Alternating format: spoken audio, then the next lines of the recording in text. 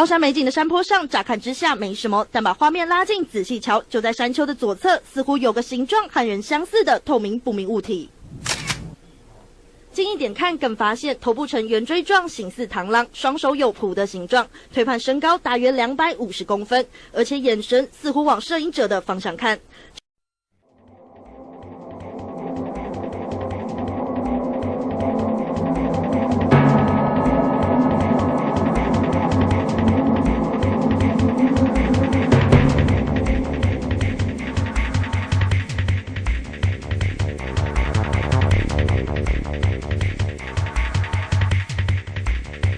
Simon Parks, welcome to be here today to share important information with us.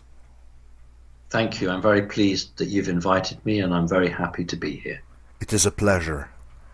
On your website, it is written that you are a lifelong experiencer of aliens, shadow people, elementals, and UFOs. These include mantid beings, draconis reptilian, feline, small and tall gray creatures, crystalline beings, and other creatures that can be identified. The first question I want to ask you, Simon, is about your soul, because I heard you in other interviews about the nature of your soul. Can you explain to us? Certainly. Most souls, people are created with one soul, one element. And it doesn't matter whether you use the word God or source or the divine creator. These souls are made by the creational force. But there are some people or off-world entities that have the technology to add or change to the soul. And so there are not just me, but there are a number of people who have had additions to the soul. So my soul is 1/3 human, 1/3 reptilian, 1/3 mantid or mantis, depending on the pronunciation. So my soul is one complete entity, but it is divided into parts. So I wouldn't want people to think of like a steel bridge, pieces being bolted on, but it is one complete soul, but there are different parts to it. I heard that you are a member of the Illuminati bloodline. Can you describe exactly who they are, and if they are what people think about them? A lot of people believe that Illuminati are evil people, in a sense, that tries to conquer the world. When we talk about bloodlines, we're referring to something that is overtly reptilian. And throughout Earth's history, there have been people and organizations that have always held power, have always made decisions, and one family tends to always be in the top position. This is what we mean by an Illuminati bloodline, a family that can connect to a reptilian history, and it is twofold. The first is the physical body, the blood, but also bloodline means the soul, because if your soul is, shall we say, from the Pleiades, a Palladian, you would not be in a reptilian type body. So both must match. So the physical body must have the appropriate history, and the soul in the body must have the history. There are good people in the Illuminati as well as bad people. If you go to your local bank, you will find good bank managers and bad bank managers. So we can't say everybody is good or everybody is bad. What we can say is that if you have an agenda that is negative to humanity, then you are bad. But if you believe that humans should be free, then you are good. That's the simple rule I use. But is there a conspiracy, an Illuminati conspiracy, or it is just a myth? There are some people within what you call the Illuminati, there are some people who wish to have everything for themselves. They don't see the point in sharing the planet with 8 billion, or whatever the figure is, human people. They wish to have the trees and the grass to themselves. They don't want the view to be spoilt by seeing lots of what they call useless eaters, useless people. So there is a small percentage within the Illuminati who wish to see a reduction in the human population. That is not a conspiracy. That is a genuine desire by these people to reduce the population. But it is not the majority of the Illuminati. It is those who are in the satanic, magical element.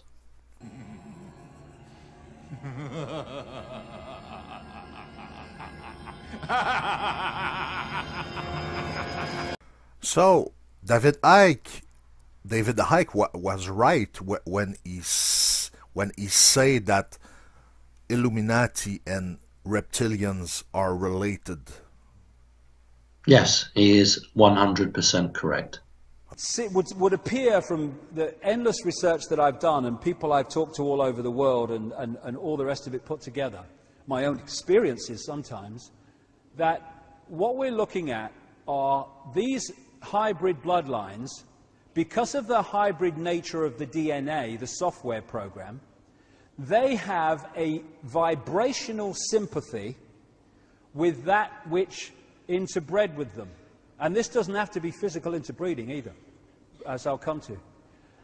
And so these bloodlines can be, quote, possessed, their emotional, mental faculties taken over much more easily than the general run of the population does not have that hybrid DNA, thus that vibrational sympathy, compatibility between the two energy fields. Now, when we look at, say that's a major politician or something, when we look at him with our five-sense sight, we are going to decode that level of him that is operating with invisible light. So what do we see? We see a human.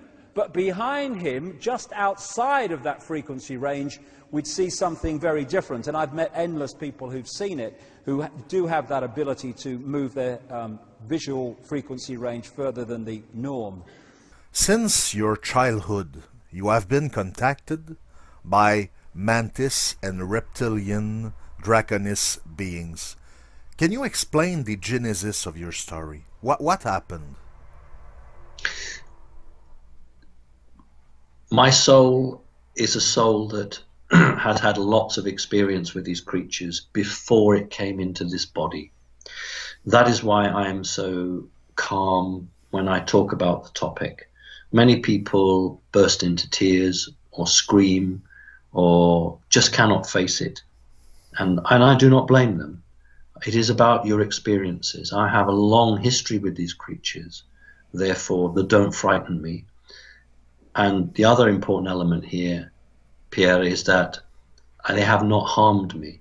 If they hurt me, then I would be screaming and shouting like everybody else. But because they have done me no harm, then I don't fear them. So my history on this planet, in this timeline, in my body, my first memory would be as a very young baby. And the first creature I would see would be a mantid or a mantis. And this creature actually picking me up out of my crib or cot. And I'm staring at it. I'm not frightened of it. But the feeling that goes through my mind is that this doesn't look like my mother, because I know that my mother has what we would call pink skin. And I know that my mother has 4 fingers and a thumb. This creature only has 4 fingers and no thumb. And it has a greenish colored skin. So as a very young baby, that was my first experience in this lifetime of this creature. As I grew up, this creature visited me more and more. I also had what we call shadow beings come visit me, and then lots of experience with what researchers call the Draconis reptilian. These are the reptilian creatures that are white-skinned. So it's been a lot during my early years. Then it went a little bit quiet when I was in my 20s and 30s, but then it increased, and the creatures, I call them creatures because I can't think of anything else for them, are still with me now. They're not humans, they are creatures. So it's an ongoing experience. I will never be away from them because I am linked to them through history. If you have 10,000 years or 20,000 years experience with something, why would it go away? It won't. So this is the situation I'm in.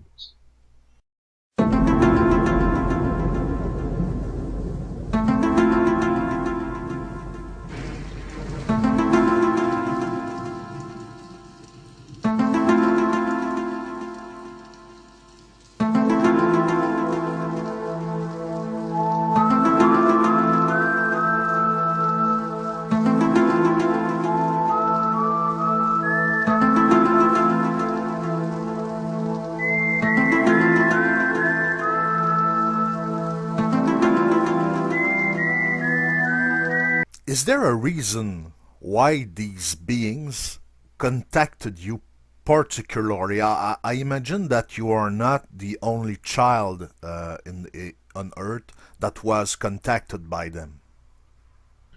No, indeed.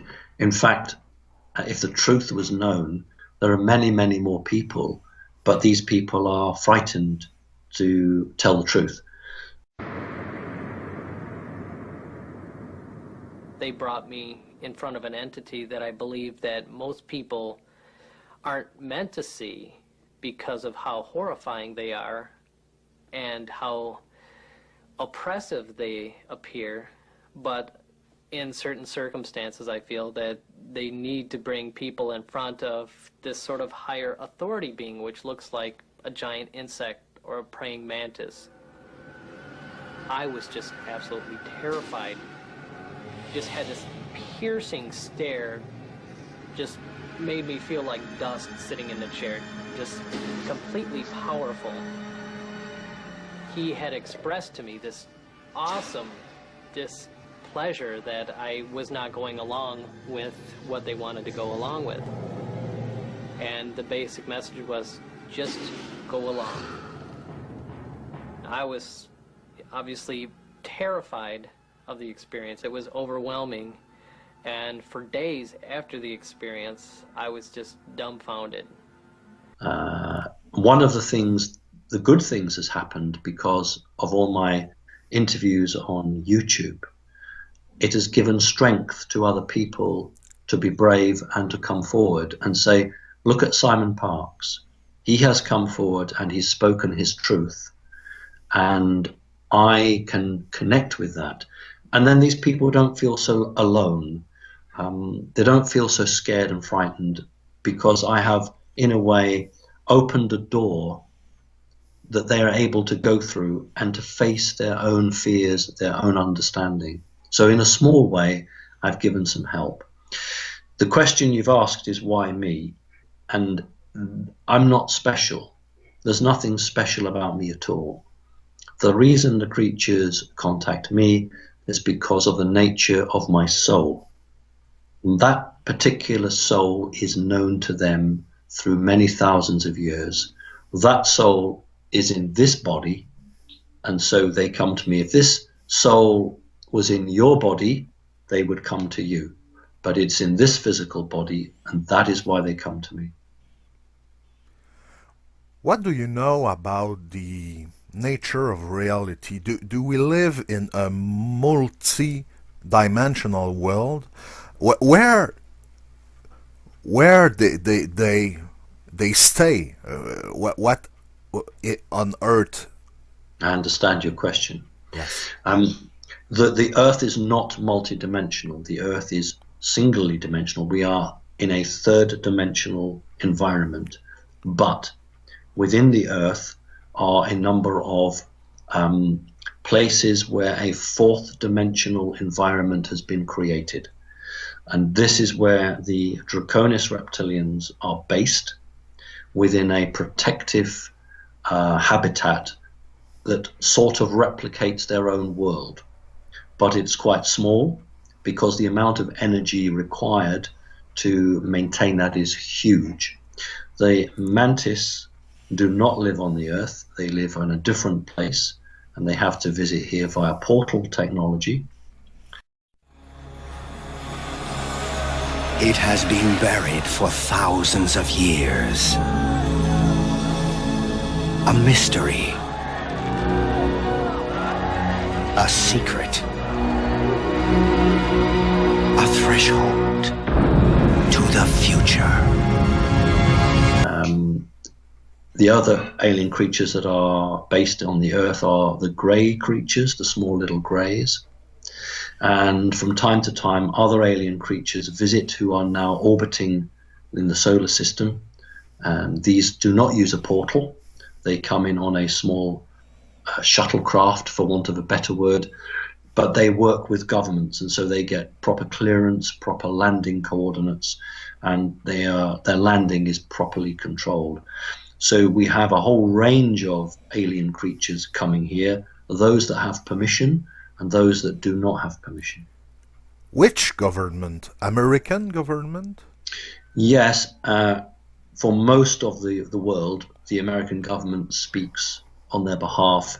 It doesn't speak for China, it doesn't speak for Russia, it doesn't speak for North Korea, but nearly for every other country, the Americans speak for that government. So they are physical beings, not beings from other dimensions. Well, both of your statements are correct. If a creature lives in another dimension, in its dimension it is physical. If I went to the fourth or the fifth dimension, those creatures would be physical in their own dimension. When they come here, if you can imagine a barrier between the third and the fourth dimension, when a creature comes through the barrier, there is a point where it can be seen from both dimensions, when it is equal between third and fourth. But as it comes more into the third, it begins to take shape. And often people describe them as looking smoky or thin outlines. As it comes right into the third, it then becomes physical. So they are real physical creatures. By telling the truth on many media, internet and television, is this a part of an agenda for them to return to us, to manifesting their presence to humanity? No. I decided to tell the truth because I was unhappy that governments were lying to their people. I have come from a family where my mother worked for British intelligence and my grandfather worked for British intelligence, but my grandfather worked for the foreign arm of the British intelligence and my mother for the domestic arm. And so I grew up in a family that knew all about aliens, knew about how governments have lied to people. In fact, it was a joke. It was an absolute joke, just how much lying goes on. So I felt for my mother. My biological mother was very torn because she knew the lies that were being made, but she was part of the system. She had signed what we call the Official Secrets Act. So it would have been a crime for her to tell anybody the truth. And in fact, they had said they would kill her if she told the truth. I never signed any document, so I am not under the same rules that my mother or my grandfather were. And I suppose having seen how my mother was torn apart because she wanted to tell the truth but couldn't. And I want people to know that there are aliens, that most of the things that happen around them are all part of a big plan, and that if people really knew the truth, they'd actually throw their government out. That's the reality. Did you receive threats from people for revealing the truth? No. The only time I had any issue was when a young woman came to me for help, and I offered that help, and it then transpired that she was part of a program from the Rothschilds. Okay. And she had many things wrong with her, and in order to put her right, she had to be transferred from one alien group to another, and 3 humans who were individuals in a secret society were very cross that they had lost control of this young woman, and that she was being given to me to make her better. And these 3 people were part of a satanic secret society, and they tried to, well, they rammed my car. She was in my car with me. My car was completely destroyed, but we were all right. This was not an authorized attack. It was an unauthorized attack by 3 people in a secret society who were absolutely furious that they'd lost control of this woman. Other than that, no. Simon, can you describe the psychology of mantis and reptilians, if I can say psychology? I understand your question. Yeah. When I am in the presence of mantis or mantid, I'm much more relaxed. I don't have to worry about what I say. I can be myself. When I am in the presence of a Draconis reptilian, I have to be very careful what I say. Not just because these creatures are very stern, but the way that a Draconis thinks is based on culture and a set system of doing something. In other words, if you make a physical action or you think a certain thing, it could become offensive to the creature. With the mantis, it is far more able to cope with human culture. So neither have a sense of humor. They do not have a sense of humor, but the mantis appreciate that humor is important to humans, and the mantis will attempt to copy that, to try to make the human at ease. In other words, it is common for humans to move their hands to reinforce a statement. Italian culture, Italians always speak with their hands, but generally humans will move their hands to try to make a point stronger. So you might bang the table or you might wag your finger. The mantis will do the same, simply to try to show that they are understanding a human. The reptilians will do none of that. They do not move their hands about. Both mantis and reptilian speak telepathically, so they send information via pictures, colors, and sometimes words. How works their society, respectively?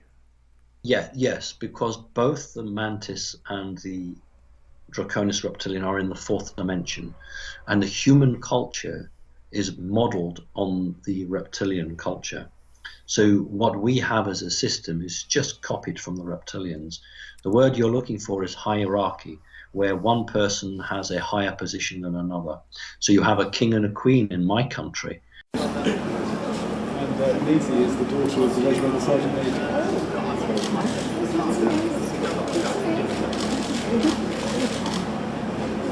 And then you have people underneath them, and so it goes down. This is absolutely the case in the reptilian. They are a king and a queen, and they have a royal family, and we call it the royal court. So that is exactly the same. And if your audience want to look up the Byzantine Empire, they will find that very closely modeled on a Draconis reptilian court. The mantis, no, they're different. They have a structure of three different grades of animal. In other words, the responsibility and roles they have. So you are either going to go into one of the three jobs. So you imagine that when you are created in this planet, you can, to a certain degree, choose the type of job you will do. In their world, you are already going to do a job before you're created. So there is nobody looking for another job. There is exact number of mantis for the job that's available. So it's a very controlled society. I am amazed by this information that our society is a copycat Yes. of the reptilian society. So, once more, David Icke was right about the profound influence of reptilian society on us. Yes. Here's a good bit of evidence for your audience. Anybody who knows ancient history, who studied the ancient Roman Empire, knows that the Roman legion, the main unit of the Roman army, had a standard, and it was a golden eagle fixed on a bar. So we all know that the Roman legion used the eagle. But what the history books don't tell you generally, unless you really study, is that in about 250 AD, that was removed and was replaced with a dragon. And this is what most people don't know. From 250 AD onwards, the Roman standard, when going into battle, was actually called a Draconis.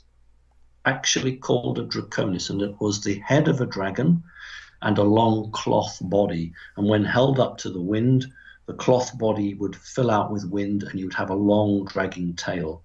So here we have an exact influence, because you would have to say, why would the greatest empire that anyone has ever seen get away or throw away the eagle and replace it with a dragon?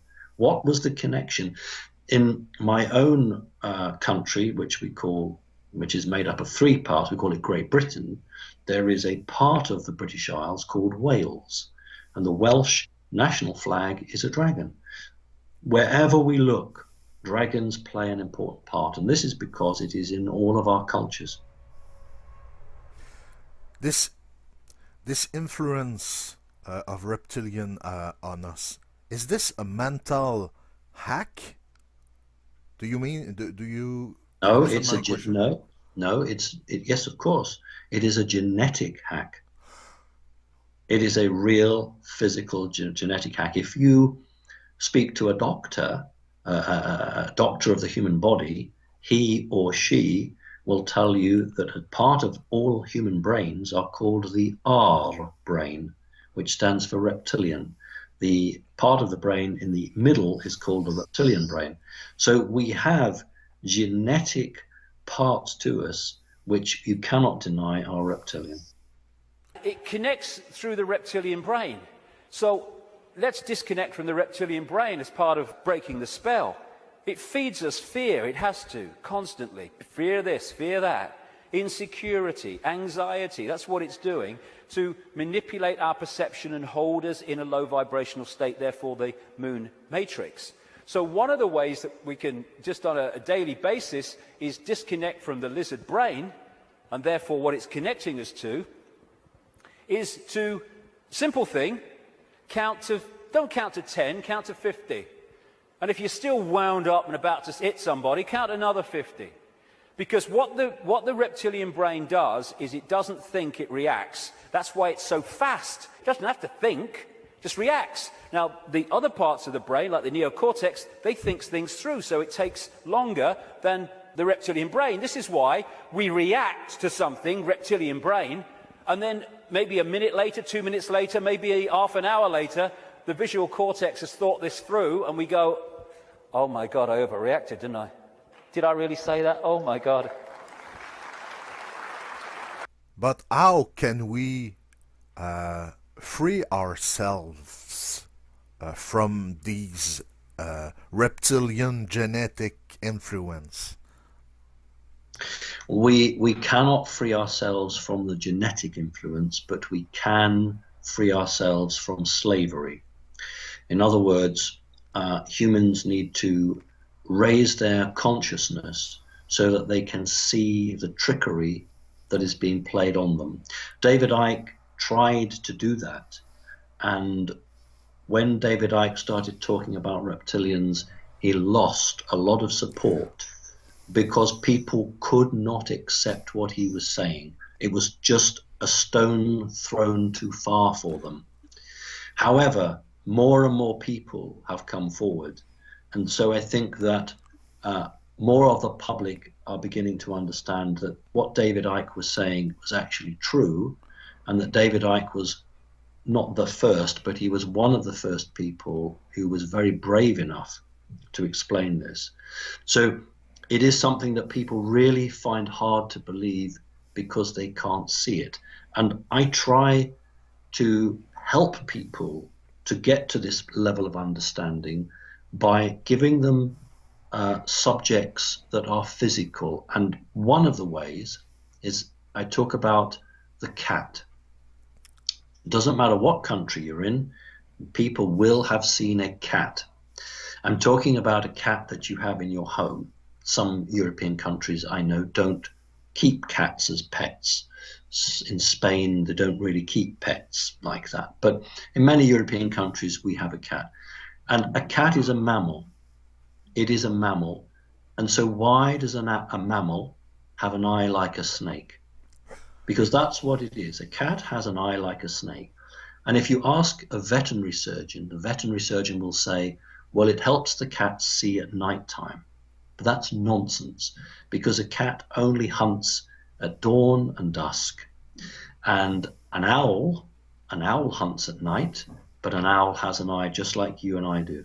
So we need to understand why a cat has an eye like a snake, and what we are talking about is genetic alteration a very long time ago. Because why would a mammal have an eye like a reptile?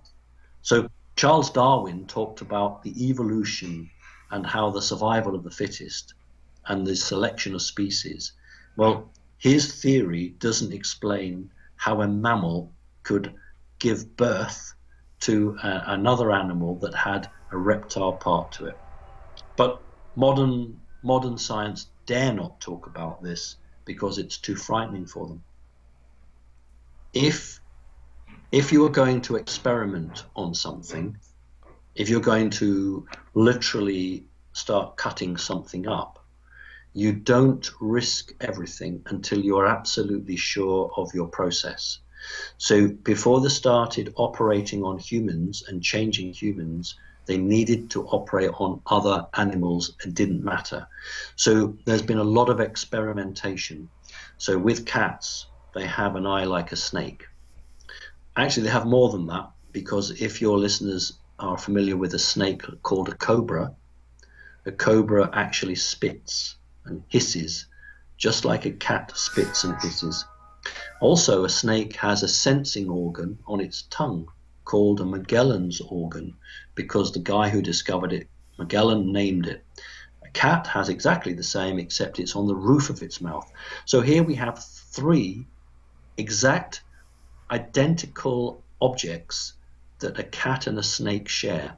How is that possible? It's possible because there was genetic alteration done, and once they understood how to manipulate a mammal, they could then start doing exactly the same thing on humans in terms of trying to make a human more reptilian. If you look at a human skin under a microscope, it actually looks like a chicken leg, because our skin is made up of tiny little cells, but it's like scales.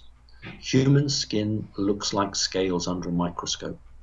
So we are created with a lot of reptilian in us.